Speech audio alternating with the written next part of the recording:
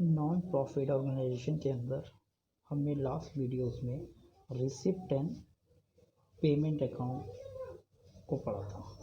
Receipt and payment account के अंदर debit side में रिसिप्ट आती हैं, क्रेडिट साइड में पेमेंट आती है। रिसिप्ट भी हमने दो तरह की पढ़ी थी, revenue receipt and capital receipt and revenue payment and capital payment. अब रेवेन्यू रिसिप्ट वो रिसिप्ट होती हैं जो रिकरिंग नेचर की होती हैं, रेवेन्यू पेमेंट जो रिकरिंग नेचर की होती है और ज़्यादा लार्ज अमाउंट नहीं होता। इसी तरह कैपिटल रिसिप्ट और कैपिटल पेमेंट वो होती है जो लार्ज अमाउंट होता है, जो बार बार नहीं होते, कभी कभी होते हैं। आज हम इसी के बेस पर इनकम एंड एक्सपेंडिचर अकाउंट पढ़ेंगे। तो इनकम एंड एक्सपेंडिचर अकाउंट की अगर हम बात करें तो रिसिप्ट एंड पेमेंट के डेबिट में जो रेवेन्यू रिसिप्ट होती है और क्रेडिट में जो रेवेन्यू पेमेंट होती है, ये इनकम एंड एक्सपेंडिचर अकाउंट के ट्रांसफ़र होती है। इसकी डेबिट साइड एक्सपेंडिचर होती है और क्रेडिट साइड इनकम कहलाती है। जो रेवेन्यू रिसिप्ट होती है वो इधर ट्रांसफ़र होती है और जो रेवेन्यू पेमेंट होती है वो इधर ट्रांसफ़र होती है। इसमें कुछ एडजस्टमेंट को हम प्लस और माइनस करते हैं, जो अभी हम आगे क्वेश्चन पढ़ेंगे। फिलहाल हम इसके नेचर की अगर बात करें, इनकम एंड एक्सपेंडिचर अकाउंट के नेचर की बात करें तो ये प्रॉफिट एंड लॉस अकाउंट के नेचर का होता है। मतलब एक साल के अंदर जितनी भी हमने इनकम जनरेट किया वो उसके अंदर आती है और जितनी भी हमने एक्सपेंस किए वो उसके अंदर आते हैं। इससे कोई मतलब नहीं होता कि वो इनकम हमें रिसीव्ड हुई है या नहीं हुई, या वो एक्सपेंस हमने पे किए हैं या पे नहीं किए। इस कारण से इसके अंदर आउटस्टैंडिंग और प्रीपेड जैसे प्रीफिक्स अकाउंट यूज़ किए जाते हैं। तो इसमें अगर हम बात करें तो इसका जो आंसर आता है, जैसा कि हमें पता है डेबिट साइड एक्सपेंडिचर होती है, क्रेडिट साइड इनकम होती है। अगर इनकम ज़्यादा है एक्सपेंडिचर से तो यहाँ जो आंसर आता है उसे हम सरप्लस नाम देते हैं। और इसी तरह अगर क्रेडिट साइड ज़्यादा है, डेबिट साइड जो एक्सपेंडिचर ज़्यादा है और इनकम कम है, और अगर यहाँ जो इनकम आता है वो डेफिसिट कहलाता है, डेफिसिट कहलाता है। इस तरह डेबिट बैलेंस जो होता है उसे या तो हम सरप्लस कहते हैं या फिर excess of income over expenditure कहते हैं। इसी तरह अगर क्रेडिट बैलेंस आता है तो उसे डेफिसिट कहा जाता है, जो excess of expenditure over income कहलाता है। ये जो सरप्लस या डेफिसिट होता है ये क्लोजिंग बैलेंस शीट में जाके कैपिटल में डेफिसिट जो होता है वो माइनस होता है और सरप्लस जो होता है वो प्लस होता है। तो इस तरह से इस चैप्टर का ब्रीफ था। अब इसका थ्योरी पोर्शन को स्टडी करते हैं। जैसा कि इसमें गिवन है कि income expenditure is like a profit and loss account enterprises and non profit organisation is not establish for the purpose of earning profit. क्योंकि इसका मोटिव प्रॉफिट कमाना नहीं होता, तो they does not prepare profit and loss account, they prepare income and expenditure account. They prepare income and expenditure account at the end of the determining the result whether it is surplus or deficit। अब surplus का मतलब बता दिया मैंने आपको, ये एक तरह का प्रॉफिट होता है, क्योंकि ये ऑर्गेनाइजेशन प्रॉफिट ऑर्गेनाइजेशन नहीं होती इसे उससे प्रॉफिट वर्ड नहीं कहते, सरप्लस नाम देते हैं। और जो नेगेटिव वैल्यू होती है उसे डिफिसिट नाम दिया जाता है। The surplus and deficit in case में be added debt from capital fund of the balance sheet. इसको मैंने बता दिया कि चाहे सरप्लस आए चाहे डिफिसिट आए, ये क्लोजिंग बैलेंस शीट में जो कैपिटल फंड होता है, जो कि हम आगे पढ़ेंगे, उसमें डिफिसिट जो होता है वो माइनस होता है और सरप्लस जो होता है वो प्लस होता है। अब हम इसके कुछ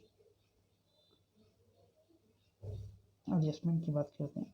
पहली बात, ये एक्रूअल बेस पे बनाया था। एक्रूअल बेस का मतलब इसके अंदर आउटस्टैंडिंग और प्रीपेड जैसे एक्सपेंसेस ऐड किए जाते हैं, एसेट्स लायबिलिटी ऐड की जाती है। पहला पॉइंट देखते हैं, revenue expense of the accounting period taken they are have been paid or not. सारे रेवेन्यू एक्सपेंस आते हैं चाहे वो पे किए हों चाहे ना पे किए हों। सेकंड पॉइंट देखते हैं, revenue income for accounting taken whether received or not received. Revenue income भी आती है चाहे वो मिली है चाहे नहीं मिली।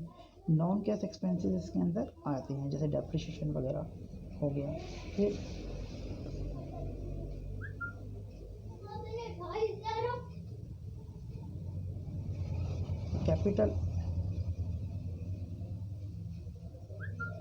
कैपिटल एक्सपेंडिचर जो होते हैं, जैसे purchase of land, building not consider, इसके अंदर यूज़ नहीं किया जाता, इसलिए कैपिटल इनकम भी इसके अंदर यूज़ नहीं की जाती। ये दोनों एक्सपेंडिचर और इनकम जो होते हैं वो हमारी क्लोजिंग बैलेंस शीट में आते हैं। जो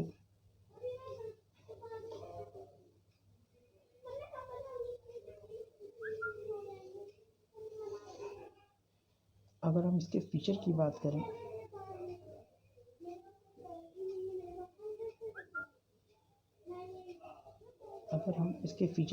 करें, तो नंबर 1 नेचर की अगर हम बात करें तो ये एक नॉमिनल अकाउंट होता है।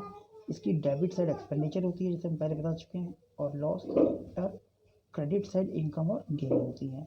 बेसिस ऑफ रिकॉर्डिंग की अगर हम बात करें तो record the income and expenditure and loss of revenue nature, तो रेवेन्यू नेचर को रिपोर्ट करता है, कैपिटल नेचर को रिकॉर्ड नहीं करता। अगर हम टाइम पीरियड की बात करें इसकी, तो it is the record of those income expenditure which relate to the current year, जो केवल करंट ईयर से रिकॉर्ड करते हैं, चाहे पे हुए चाहे पे नहीं हुए।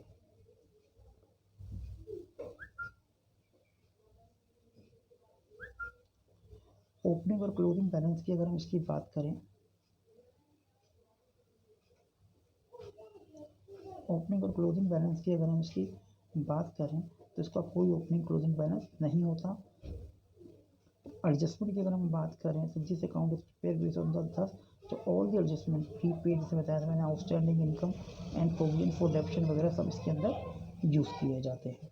अब अगर हम इसके अकाउंट की बात करें तो इसका अकाउंट इस तरह से बनता है, income expenditure account. Debit side इसकी इनकम होती है, क्रेडिट साइड एक्सपेंडिचर होता है। ये एक नॉमिनल अकाउंट की तरह होता है।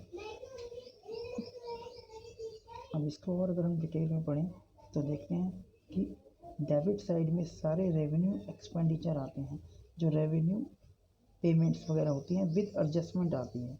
जैसे सैलरी दे रखा है, इसमें ऐड हो गया outstanding of end of the year, और लेस होता है outstanding of beginning of the year. मतलब एंड मतलब करंट ईयर भी कह सकते हो, बिगिनिंग मतलब प्रीवियस ईयर भी कह सकते हैं। फिर रेंट, इंश्योरेंस प्रीमियम, उसके बाद prepaid, audit fees, principal, printing and stationery, honorarium, telephone charges and depreciation, sports material, ये सारे आपके रेवेन्यू एक्सपेंडिचर होते हैं, रेवेन्यू पेमेंट्स होती हैं। फिर अगर हम इनकम साइड की बात करें तो यहाँ पे सारी की सारी आपकी रेवेन्यू रिसिप्ट आती हैं, जिसमें हम एडजस्टमेंट से प्लस माइनस करते हैं। सबसे इम्पॉर्टेंट पॉइंट इसमें होता है सब्सक्रिप्शन को अगर हम पूरा डिटेल में पढ़ेंगे, उसमें आउटस्टैंडिंग एंड और एडवांस ऑफ बिगिनिंग प्लस होता है, और लेस होता है आउटस्टैंडिंग ऑफ बिगिनिंग और एडवांस ऑफ एंड। फिर entrance fees, donation, sales of newspaper और हॉल चार्जेस, रिसिप्ट, इस तरह से ये रेवेन्यू रिसिप्ट कहलाती हैं। तो आपको एक कंटेंटों को याद रखना चाहिए, जैसे नाम हमने प्रॉफिट एंड लॉस अकाउंट पढ़ा था। अब अगर हम इसके बैलेंस की बात करें तो जो डेबिट साइड का बैलेंस होता है, ऐसा मैंने सरप्लस होता है जब इनकम साइड ज़्यादा होती है एक्सपेंडिचर साइड से, इस साइड से जब ज़्यादा होती है तो जो बैलेंस आता है उसे हम, जब ये साइड ज़्यादा है इस साइड से, तो जो बैलेंस आता है वो सरप्लस कहलाता है। और ये सरप्लस क्लोजिंग बैलेंस शीट में जो कैपिटल फंड हमें गिवन होता है उसमें प्लस होता है। इसी तरह अगर हम इसका रिवर्स देखें कि अगर एक्सपेंडिचर साइड ज़्यादा है इनकम साइड से, ये साइड ज़्यादा है इनकम साइड से, तो जो आंसर आता है और डिफिसिट आता है, जिसे एक्सेस ऑफ एक्सपेंडिचर और इनकम भी कहते हैं, ये बैलेंस शीट में कैपिटल फंड में से माइनस होता है। तो अभी तक हमने इस वीडियो में इनकम एंड एक्सपेंडिचर अकाउंट के बारे में स्टडी किया।